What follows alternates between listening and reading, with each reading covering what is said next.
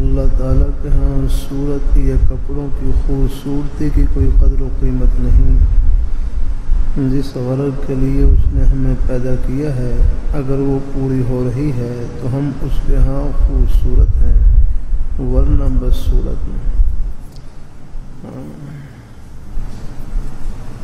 اللہ تعالیٰ کے ہاں سونا بننے کا طریقہ بھی ہمیشہ اشارہ کیا کرتا ہوں، بلے میوہ زمیوہ رنگی رنگ۔ یہ قاعدہ کلیہ ہے کہ انسان جس فن میں کمال حاصل کرنا چاہتا ہے اس کی تدبیر فقط یہ ہے کہ اس فن کے کامل کی صحبت میں مدت مدید تک اپنے آپ کو بٹھانے کے بعد یہ بھی درجہ تکمیل تک پہنچ جاتا ہے۔ کامل کچھ زبانی ہدایت دیتا ہے اور کچھ اپنے عمل سے سکھلاتا ہے۔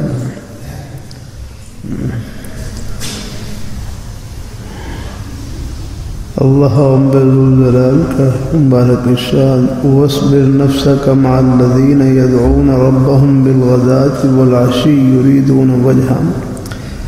ترجمہ: اور تو ان لوگوں کی صحبت میں رہ جو صبح و شام اپنے رب کو پکارتے ہیں، اسی کی رضامندی چاہتے ہیں۔ کسب معاش کے لیے آپ جو ذریعہ چاہیں تلاش کریں، اس میں کوئی حرج نہیں، لیکن کسب معاش سے فارغ ہونے کے بعد میرا مشورہ یہی ہے اگر کوئی اللہ اللہ کرنے والی جماعت مل جائے اس جماعت میں بیٹھیں۔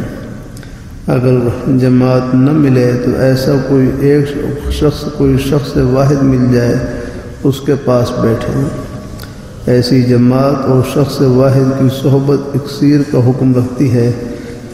اگر نہ جماعت اور نہ شخص واحد ملے تو پھر بہتر یہی ہے کہ گھر میں اپنے بیوی بچوں میں بیٹھے، ادھر ادھر اپنا وقت ضائع نہ کرے۔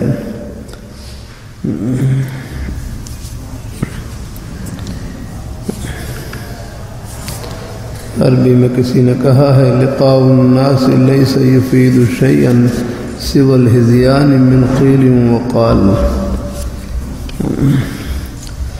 لوگوں سے ملنے میں کوئی فائدہ نہیں،